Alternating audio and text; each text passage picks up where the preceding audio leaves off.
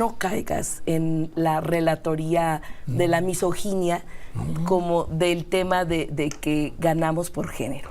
A mí no me puede señalar de misoginia. Solo le permito que a mí me califique de misógino. Señora, soy producto de la ocasión de mi madre. Todos vamos, que la estamos aquí para platicar. Véanla. Es tiempo de mujeres transformadoras y es tiempo de mujeres humanistas. Medios conservadores, políticos panistas y cuentas falsas en redes sociales se hayan dedicado con tanta misoginia y con tanto odio a insultarme y difamarme. O sea, por un tema de faldas, de Andrea Chávez. Y no es solo un tema de tener una novia en la campaña o no sabemos si era novia o no. Pero que por escribir, por opinar, por decir algo en los medios de comunicación, quedes inscrito, deshonrado, en un registro de personas que ejercen la violencia de género, eso es una atrocidad.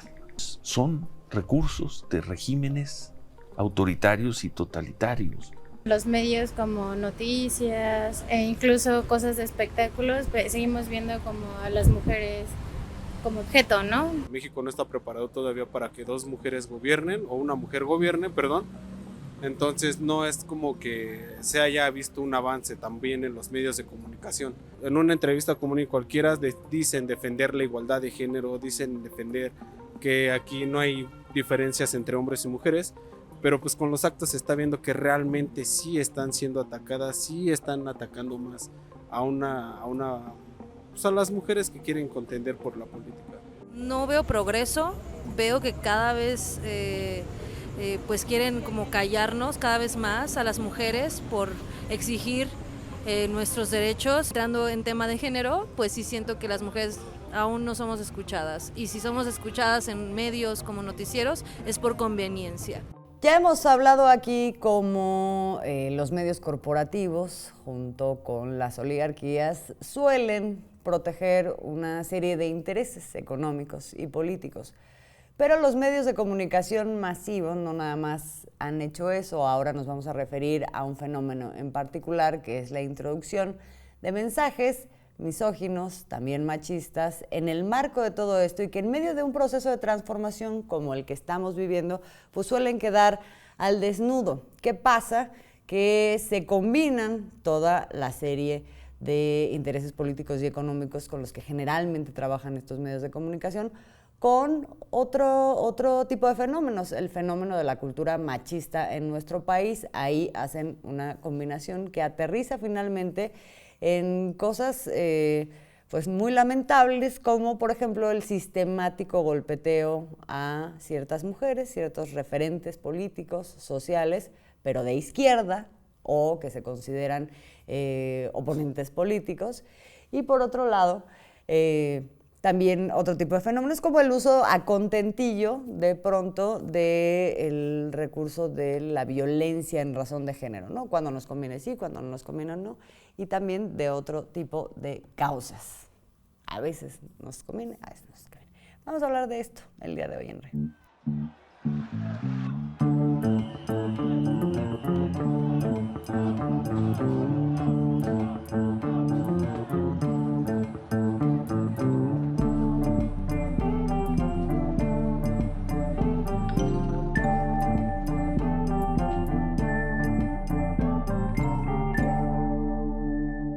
Gracias a todas y a todos por acompañarnos en un nuevo episodio de En Re. Somos Alina Duarte, Óscar Camacho y Azul Alzaga, y en esta ocasión queremos hablar del doble rasero que suelen emplear ciertos actores políticos, también mediáticos, y las oligarquías en nuestro país para abordar temas como, por ejemplo, el de la violencia de género. Porque vemos, por un lado, pues medios de comunicación y ciertos grupos de poder económico, políticos también, las oligarquías en general, que minimizan normalmente fenómenos como el de la violencia de género, ¿no? En todos lados, la usan veladamente, ejercen la violencia de género, a veces más velada, a veces menos velada, pero a través de medios de comunicación, en contra de ciertos personajes que suelen ser adversarios políticos y particularmente de izquierda o que afectan sus intereses económicos o políticos también. pero al mismo tiempo de pronto pretenden tomarse muy, muy en serio el tema de la violencia de género cuando se trata de proteger también a sus aliados. Entonces, se emplean aquí dobles raseros de los que hoy vamos a platicar en los medios de comunicación y también por parte de actores políticos. Pero antes que otra cosa, nos vamos a meter a ejemplificar esto de lo que estamos hablando, pero creo que es importante que partamos de cuál es el escenario de la violencia política en nuestro país, y en eso nos va a ayudar Alina. ¿Cómo estás? Bien, Azul. ¿Cómo están? Oscar, Azul. El tema de la violencia de género no es cualquier cosa, es algo que es bastante sensible dentro de nuestra sociedad, especialmente en un país como México, que no es un tema solo de titulares, sino es una realidad, al igual que muchos de los países de la región. De acuerdo al Instituto Nacional de Estadística y Geografía en el país, en el 2021 a nivel nacional, 70.1% del total de las mujeres de 15 años y más han experimentado al menos un incidente de violencia que puede ser psicológica, económica, patrimonial, física, sexual o cualquier discriminación en al menos un ámbito de su vida social y ejercida por cualquier persona agresora a lo largo de su vida, en su gran mayoría también dentro del ámbito familiar, ¿no? Que es algo que también hay que destacar. La violencia psicológica es la que mayor representa este sector, que es el 51.6%, seguido de la violencia sexual, 49.7%, física, 34.7%, y la violencia económica, patrimonial o la discriminación. Cuando decimos que no es menor hablar del tema de la violencia de género en México, es porque vivimos en un país donde por varias causas estructurales, especialmente desatadas desde la mal llamada guerra contra el narcotráfico que nos metió en esto que todavía seguimos el día de hoy en el país, entre 10 y 11 mujeres son asesinadas al día en comparación con sexenios anteriores. Existe, hay que decirlo, una triquiñuela también estadística, porque antes del año 2017 el número de muertes de mujeres se reportaba como accidentes, ¿no? Es decir, también hay que reconocer que hay un punto de quiebre en tanto que se tipifica ya el delito como feminicidio, y hay una disputa desde entonces, ¿no? Y desde hace muchos años, sobre cómo se ejerce la violencia de género y en función de qué se mide. Hay veces en los que se habla de que se ha incrementado la violencia de género en el país, pero también es muy difícil establecer, ¿no? Porque eso también es una disputa de las narrativas. Al contrario, hay quienes la apuestan a decir que hoy en día se ha permitido con mayor facilidad el hecho de que muchas mujeres, niñas, adolescentes, ¿no? tengan un mayor acceso a poner una denuncia, y eso eleve directamente el nivel de violencia, a diferencia de otros sexenios marcados por una, no es como que ya haya habido un cambio, ¿no? en las fiscalías y demás, pero que la impunidad era normalmente la regla, empezando por el hecho de ni siquiera poner una denuncia en las fiscalías. Entonces, las cifras en este caso hay que tomarlas también con recelo, a pesar de que el gobierno hoy ha anunciado, y varias de las cifras, incluso la titular de la Comisión Nacional para Prevenir y Erradicar la Violencia informó hace un par de meses que hay una disminución del 11% de los feminicidios en este país, ¿no? Es decir, evidentemente en un país con 10 a 11 feminicidios al día, no necesariamente estamos hablando de que hay una erradicación de este delito, pero sí al menos de que ahora está tipificado, de que se permiten también las denuncias, ya no son tratados como accidentes, son tratados como feminicidios, y que también esto, aunado al movimiento feminista a escala internacional, ha permitido visibilizar que dentro de todas las estructuras del Poder Judicial, ¿no? dentro de las derechas mediáticas, etcétera, etcétera, suele haber un proceso de revictimización o también de obstaculización de la justicia con perspectiva, que bueno, dicen de género, una perspectiva feminista, ¿no? Y es algo que creo que también, al menos en el debate público, también se ha impulsado en los últimos años en México. También relacionado con esto, digamos, por un lado está la disminución del índice de feminicidios, por otro lado también está el aumento en unos lugares más que en otros en la República de las detenciones y las vinculaciones a proceso de los agresores, que creo que eso también es muy importante, aunque también ahí hay grandes rezagos, y sobre todo cuando hablamos de estados en donde prevalece la impunidad, con fiscalías como las que ya hemos comentado aquí, el caso de Morelos, por ejemplo, en el caso de Tamaulipas, y etcétera, ¿no? Ahí hay grandes pendientes. Sin embargo, también podemos ver ciertos avances, y sobre todo en la posibilidad pues de que se multipliquen las voces de denuncia, ¿no? Eso es, creo que, de lo fundamental que se ha modificado y que hace que cada vez pues sea un poco menos este tema, el fenómeno de la violencia contra la mujer, que solía ser una caja negra absolutamente, pues que se vaya transparentando, ¿no? Como fenómeno y como posibilidad entonces de atenderlo. Pero bueno, como existe, obviamente, bueno, ya hay que hablar también, nada más paréntesis, de otro tipo de situaciones que ponen en desventaja a la mujer, que son situaciones estructurales como por ejemplo la brecha salarial. Ahí también hemos tenido avances. En la brecha salarial, de hecho, se informó hace unas semanas, ¿no? También comparado con el 2016 y 2021, hay ya una brecha, una disminución en la brecha salarial y en la desigualdad también de género, que pues se ha puesto mucho el acento, no es menor. Es un tema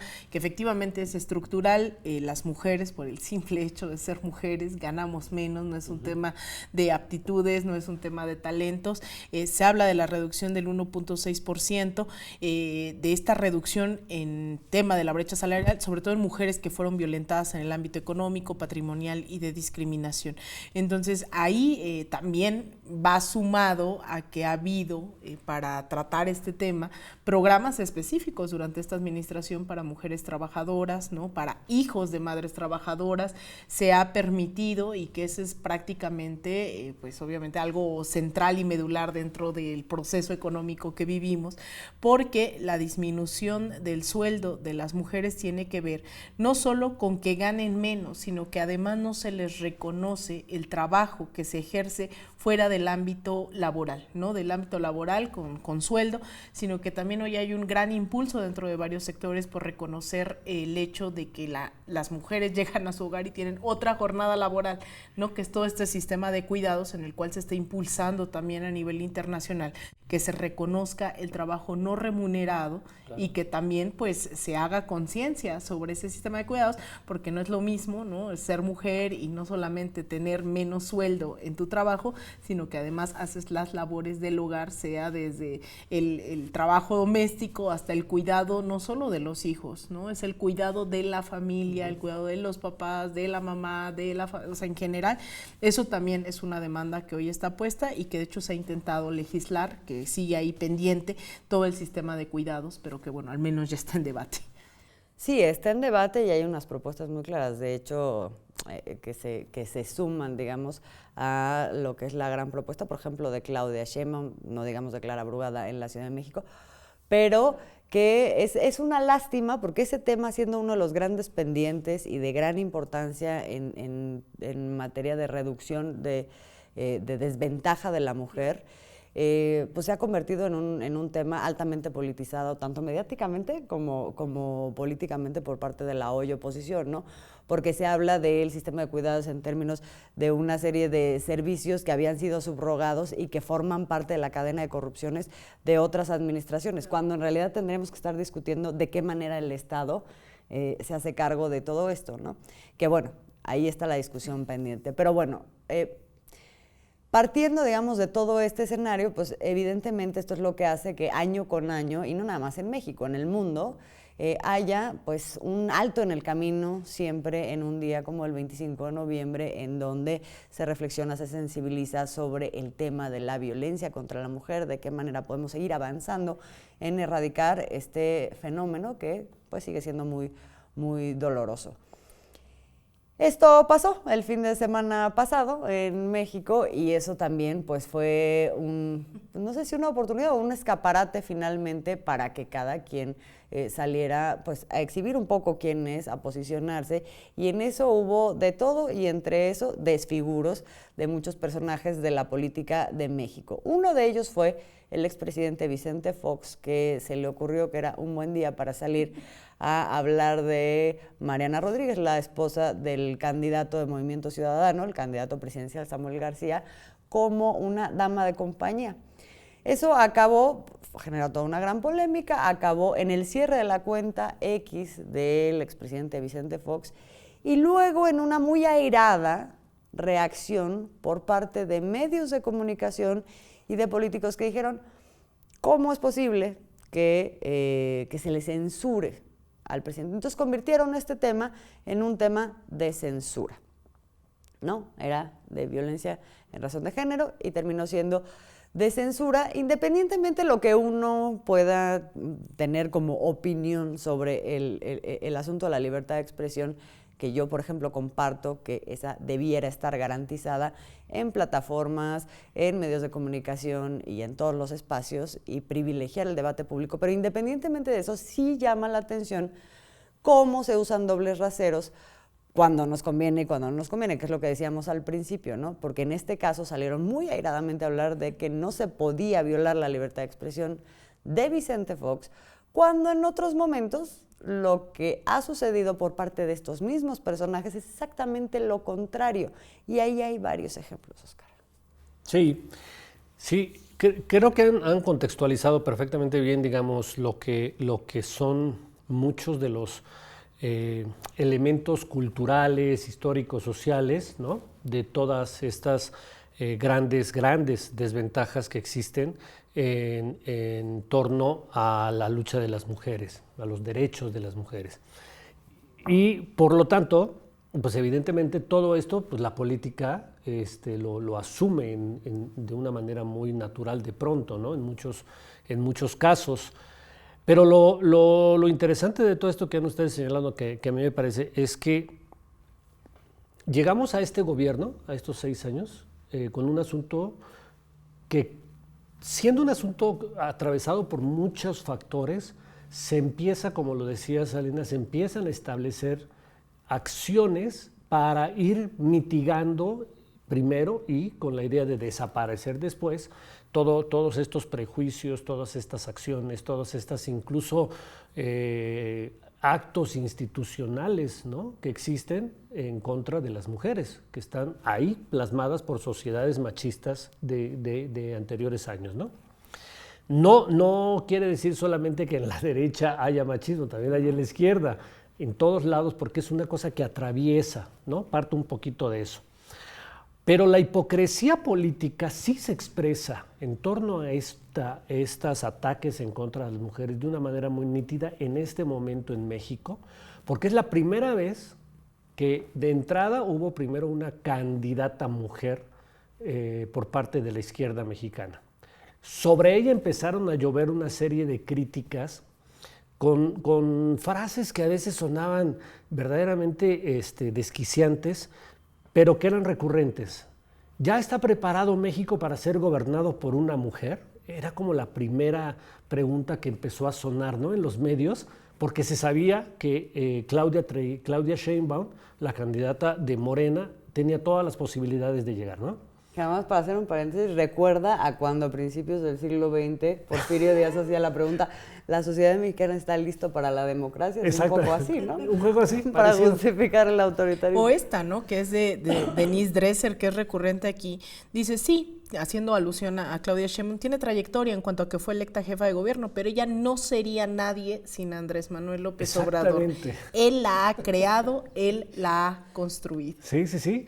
Y vamos a dejar también aquí claro que en ese sentido la derecha como tal fue la primera que empezó a expresar una serie de pronunciamientos, frases, ¿no? En contra de Claudia Sheinbaum.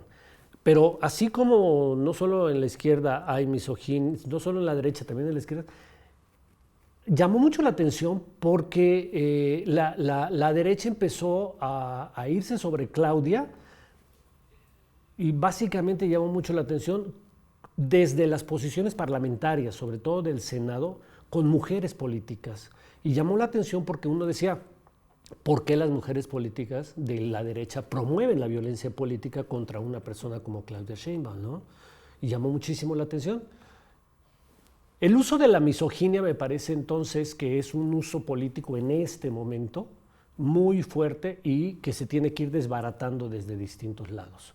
Yo empezaría por señalar que hay ejemplos de cómo la derecha ha querido utilizar la misoginia como un arma política en el proceso electoral que está transcurriendo. Por ejemplo, en la conferencia mañanera, el presidente López Obrador fue muy claro cuando empezó a señalar que la oligarquía de este país no habló de hombres, no habló de mujeres de la oligarquía, habló la oligarquía de este país ya tiene una candidata.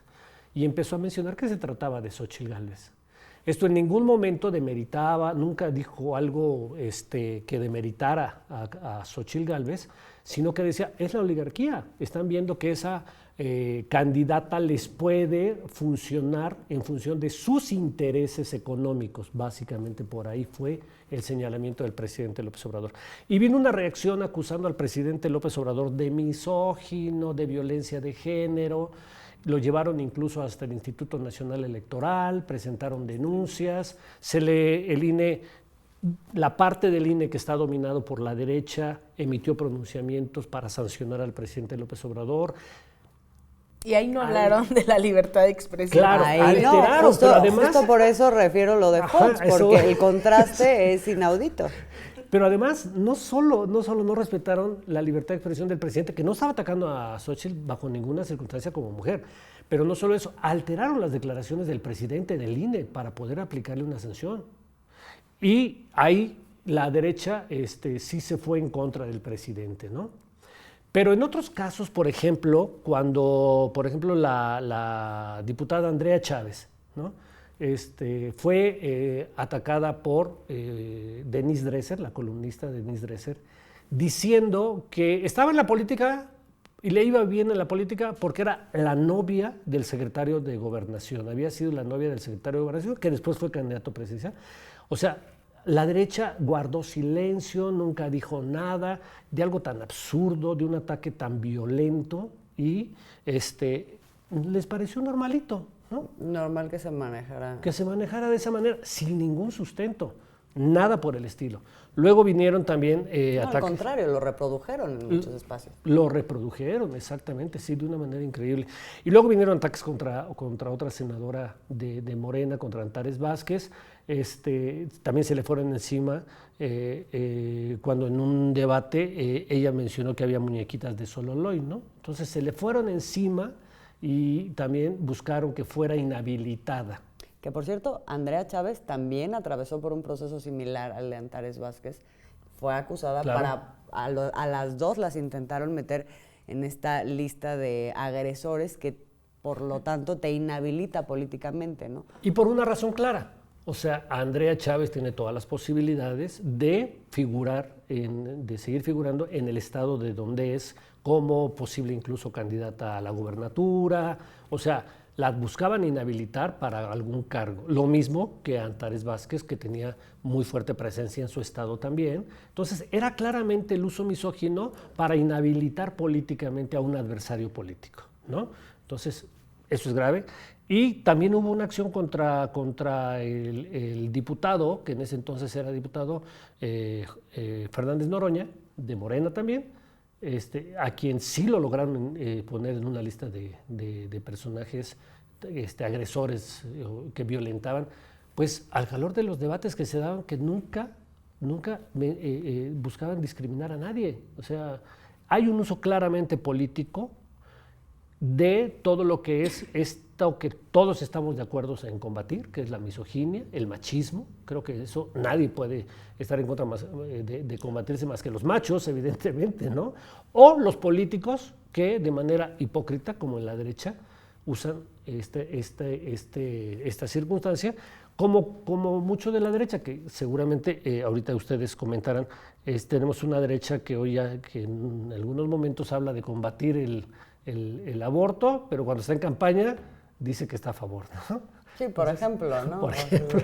Entre otras sí. Contradicciones, pero digamos, en resumen es, si quiero yo inhabilitar o silenciar a mi adversario político o económico, entonces uso el recurso de la violencia en razón de género, ¿no?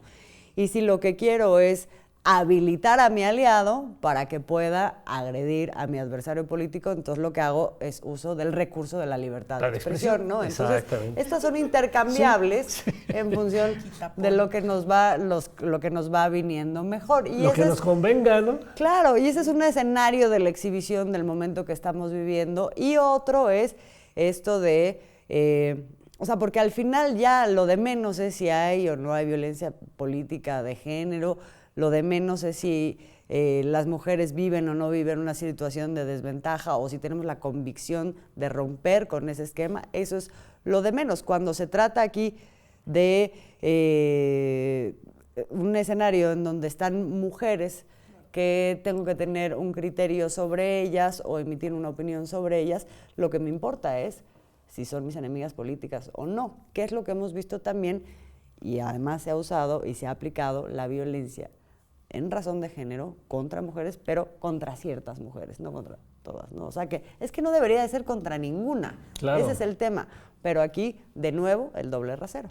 Sí, yo creo que esto que viene mencionado, ¿no? ¿Cómo utilizamos la violencia política en razón de género, la libertad de expresión y el feminismo a conveniencia cuando hay una nula comprensión de estas luchas, ¿no? Evidentemente estas luchas son banderas de la izquierda, nacen desde la izquierda, pero son utilizadas en función de los intereses que hay.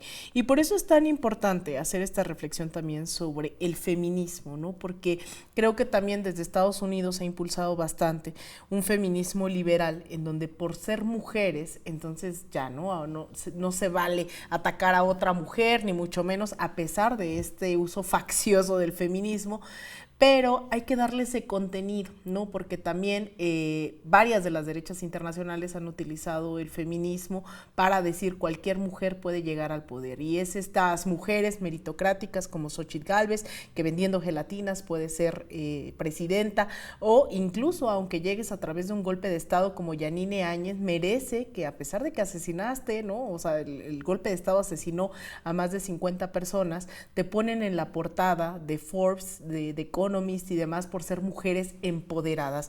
Entonces, esta distinción entre un feminismo liberal y un feminismo con perspectiva de clase evidentemente genera diferentes escenarios, ¿no? Para poder avanzar en la lucha de las mujeres de izquierda, y creo que ese es incluso el asunto ahora que también Claudia Sheinbaum, porque obviamente Xochitl Gálvez llega bajo la idea de que es tiempo de las mujeres, que se ha logrado permear ese discurso producto de las luchas de otras mujeres, y ponen a una mujer, ¿no? Como Xochitl Gálvez. Sin embargo, ahora lo que dicen es tiempo de mujeres de izquierda, tiempo de mujeres transformadoras, le han puesto ese apellido, porque también es como el día del 8 de marzo, que era el Día Internacional de la Mujer Trabajadora, y entonces lo deslactosaron, lo descafeinaron, claro. Y ahora solo era el Día de la Internacional de la Mujer. Sí, habría que agregarle algo, ¿no? Y ese agregarle algo es un momento en donde estamos incluso debatiendo también la paridad de género, que hace unos días se da un episodio muy simbólico de esta derecha mediática misógina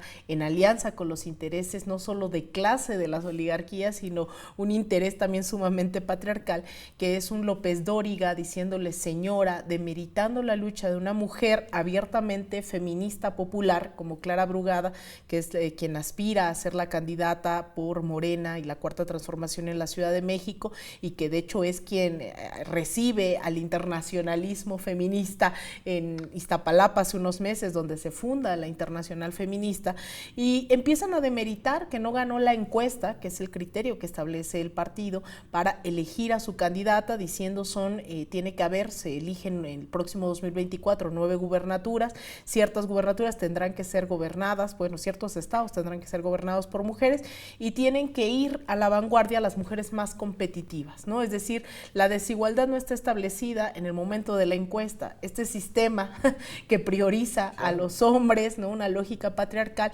pues las desigualdades vienen establecidas desde antes de esta encuesta, y una de las mujeres más competitivas de Morena a nivel nacional, la más competitiva, ¿no? Es Clara Brugada. Y entonces en esta entrevista le dicen, que la veíamos al principio del programa, no logras ganar la encuesta, ¿cómo pretendes entonces gobernar si no logras? Y lo que contesta Clara Brugada es, la paridad de género no es un acto de caballerosidad, le responde, es un acto de justicia histórica hacia esta desigualdad estructural hacia las mujeres.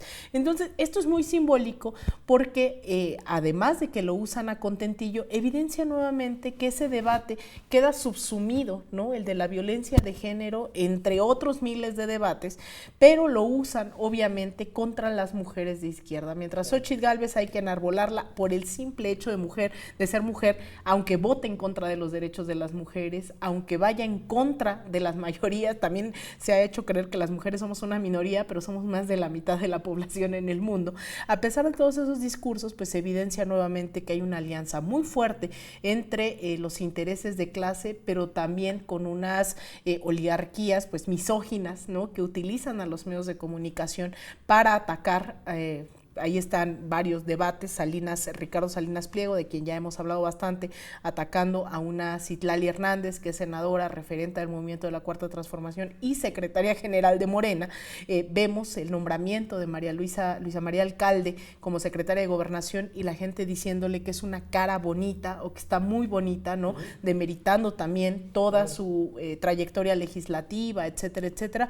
O en el caso de Andrea Chávez, ¿no? Que también parte de los debates últimamente ha sido de si tiene lío de faldas o no dentro de la política, sin reconocer que es una mujer joven de izquierda que está en el ámbito de la política. Entonces todo esto se entremezcla para usar a contentillo el tema del feminismo cuando les conviene, la libertad de expresión y también el uso la violencia política en razón para de género. desnudarse en su misoginia realmente cuando así también. Por ejemplo, el caso de Clara Brugada, cuando la entrevista el periodista López Dóriga, contrasta con la entrevista que le hace el mismo López Dóriga a Xóchitl Gálvez.